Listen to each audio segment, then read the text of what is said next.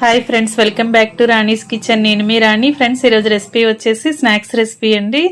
Ribbon pakodi. శనగపిండి వాడాల్సిన పని లేకుండా చాలా క్రిస్పీగా టేస్టీగా 1 కప్పు పెసరపప్పుతో అప్పటికప్పుడే చేసుకోవచ్చు. ఆ ప్రాసెస్ అంతా చూద్దాం. వీడియోని ఫస్ట్ నుంచి లాస్ట్ వరకు స్కిప్ చేయకుండా చూడండి. హాలిడేస్లో పిల్లలు స్నాక్స్ కోసం అడుగుతూ ఉంటారు కదా, ఒక్కసారి నేను చూపించిన ప్రాసెస్తో చేసి చూడండి. 15 days వరకు కూడా డబ్బాలో స్టోర్ చేసుకోవచ్చండి. పిల్లలకి అడిగిన వెంటనే స్నాక్స్ అనేవి పెట్టొచ్చు. ఆ ప్రాసెస్ అంతా చూద్దాం. ముందుగా ఒక బౌల్ నిండా పెసరపప్పు తీసుకోండి. దానిని ఒక గిన్నెలో వేసుకుని వాటర్ పోసుకుని 2 గంటల వరకు నానబెట్టండి. నానిన తర్వాత 2 గంటల తర్వాత శుభ్రంగా 2-3 సార్లు బాగా కడగండి. కడిగి వాటర్ అన్నీ తీసేసిన తర్వాత మనం ఏ బౌల్తో అయితే పెసరపప్పు కొలుచుకున్నామో అదే బౌల్తో 1.25 కప్పుల వరకు వాటర్ పోయండి. కప్పు పెసరపప్పుకి 1.25 కప్పుల వరకు వాటర్ సరిపోతాయి. ఇలా 1.25 కప్పులు వాటర్ పోసిన తర్వాత ఈ గిన్నెను కుక్కర్లో పెట్టి 4 నుండి 5 విజిల్స్ వచ్చేంత వరకు ఉడికించండి. ఉడికిన తర్వాత బాగా చల్లారిన తర్వాత చూపిస్తున్నానండి. ఈ విధంగా ఉడికింది కదా, దీనిని మిక్సీ జార్లో వేసుకుని తగినంత సాల్ట్ వేసుకోండి. ఇలా బాగా ఉడికిన పప్పుని మిక్సీ జార్లో వేసుకుని 1 టీ స్పూన్ సాల్ట్ వేసుకుని మూత పెట్టుకుని మెత్తగా గ్రైండ్ చేయండి. మనం వేసిన వాటర్ అనేవి కరెక్ట్గా సరిపోయాయండి.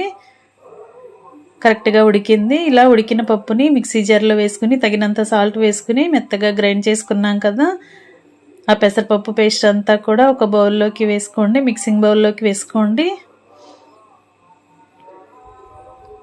ఇలా జార్లో ఉన్న పప్పు అంతా కూడా శుభ్రంగా తీసి గిన్నెలోకి వేసుకోండి.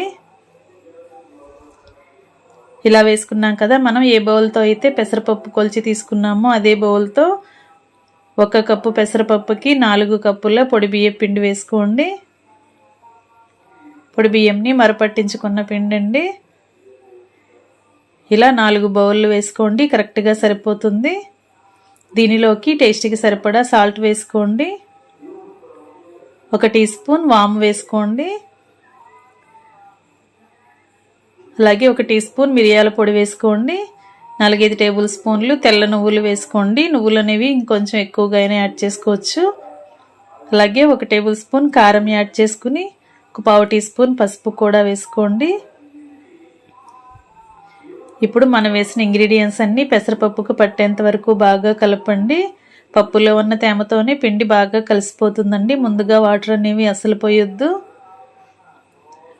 పెసరపప్పు పిండితోనే బియ్యం పిండి, సాల్టు, కారం, వాము, మిరియాల పొడి, తెల్ల నువ్వులు అన్నీ కూడా బాగా కలిసిపోయే వరకు కలిసేంత వరకు కలపండి.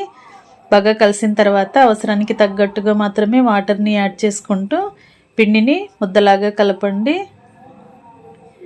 వాటర్ అనేవి నార్మల్ వాటరే పోస్తున్నానండి, ఇవి హాట్ వాటర్ ఏం కాదు. ఇలా కొంచెం కొంచెంగా చూసుకుంటూ పోసుకుని పిండిని మరీ గట్టిగా కాకుండా మరీ లూజ్గా కాకుండా ఇలా మీడియంగా కలుపుకోండి. ఇప్పుడు జంతికల గొట్టంకి రిబ్బన్ పకోడీ ప్లేట్ ఉంటుంది కదా, దానిని అలా గొట్టం లోపల వేసుకుని దాని లోపలంతా కూడా ఆయిల్ అప్లై చేయండి. ఇలా మురుకుల గొట్టం లోపల ఆయిల్ అప్లై చేసాం కదా, ఇప్పుడు తగినంత పిండిని తీసుకుని గొట్టం లోపల పెట్టి దాని మూతని క్లోజ్ చేయండి. దానిని ఇలా క్లోజ్ చేసి స్టవ్ ఆన్ చేసి కళాయి పెట్టుకుని డీప్ ఫ్రైకి సరిపడా ఆయిల్ పోయండి. ఆయిల్ కాగిన తర్వాత ఫ్లేమ్ మీడియంలోకి పెట్టుకుని మనం రెడీ చేసి పెట్టుకున్న మురుకుల గొట్టంని ఇలా కళాయిలో ఒత్తుకోవటమే. పిండిని మరీ గట్టిగా కలుపుకున్నామంటే మనం ఒత్తుకోవటం అనేది కొంచెం కష్టంగా అనిపిస్తుందండి. అంతేకాకుండా స్నాక్స్ అనేవి మరీ గట్టిగా అనిపిస్తాయి, తింటున్నప్పుడు క్రిస్పీగా రావు, చాలా గట్టిగా అనిపిస్తాయి. అందుకే కొంచెంగా పిండిని కొంచెం మెత్తగా ఉండేలా కలపండి. అప్పుడు మనం ఆయిల్లో ఒత్తుకునేటప్పుడు కూడా చాలా ఈజీగా ఒత్తుకోగలుగుతాం. అంతేకాకుండా తింటున్నప్పుడు కూడా గుల్లగుల్లగా క్రిస్పీగా టేస్టీగా స్నాక్స్ అనేవి కమ్మగా అనిపిస్తాయి. ఇలా క్రిస్పీగా ఫ్రై అయిన తర్వాత ఆయిల్ నుండి తీసేసి వేరొక ప్లేట్లో పెట్టుకోండి. ఇదే విధంగా మిగిలిన పిండిని కూడా ఇదే విధంగా రిబ్బన్ పకోడీని ఆయిల్లో ఒత్తుకుని ఫ్రై అయిన తర్వాత దీనిని కూడా ప్లేట్లో పెట్టేసుకోండి. ఫ్రెండ్స్, ఛానల్ని ఫస్ట్ టైం వాచ్ చేస్తున్న వారు సబ్స్క్రైబ్ చేసుకుని పక్కనే ఉన్న బెల్ బటన్ క్లిక్ చేయండి. నేను పెట్టబోయే రెసిపీస్ అన్నీ డైలీ మీ ఫోన్కి నోటిఫికేషన్కి వస్తే ఓపెన్ చేసి చూడండి. సింపుల్ ప్రాసెస్తో టేస్టీ రెసిపీస్ని చూపిస్తాను. అన్నీ కూడా ఇంట్లో ఉన్న ఇంగ్రీడియంట్స్తో చేసుకునే ప్రాసెస్ని చూపిస్తాను. మీ అందరికీ అవి నచ్చేలా ఉంటాయి. ఇలా పిండి అంతా కూడా కంప్లీట్ అయిన తర్వాత స్టవ్ ఆఫ్ చేసుకుని వేడివేడి క్రిస్పీ పెసరపప్పు మురుకుల్ని రిబ్బన్ పకోడీని సర్వింగ్ ప్లేట్లోకి పెట్టుకుని పిల్లలకి సర్వ్ చేసుకోవటమే. ఒక్కసారి చేసి పెట్టుకున్నామంటే హాలిడేస్ మొత్తానికి కూడా పిల్లలకి పెట్టొచ్చండి. వారు కూడా ఎంజాయ్ చేస్తూ తింటారు. పిల్లలే కాదు, పెద్దవాళ్ళు కూడా టీ టైం స్నాక్స్గా ఎంజాయ్ చేస్తూ తినే రెసిపీ నచ్చినట్లయితే వీడియోకి లైక్ చేయండి. ఛానల్ని సబ్స్క్రైబ్ చేసుకుని పక్కనే ఉన్న బెల్ బటన్ క్లిక్ చేయండి. మీరు కూడా కుక్ చేసి పిల్లలకి సర్వ్ చేయండి. చాలా గుల్లగా క్రిస్పీగా కమ్మగా చేసుకునే పెసరపప్పు రిబ్బన్ పకోడీ అండి. కంప్లీట్ అయిపోయింది కదా. ఇలా బాక్స్లో స్టోర్ చేసుకుంటే 15 డేస్ వరకు కూడా చాలా టేస్టీగా క్రిస్పీగా ఉంటాయి.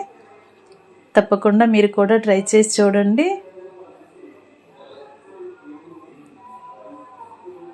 ఈ విధంగా స్టోర్ చేసుకోండి. మరొక రెసిపీతో మళ్ళీ కలుద్దాం. Thanks for watching. నేను మీ రాణి.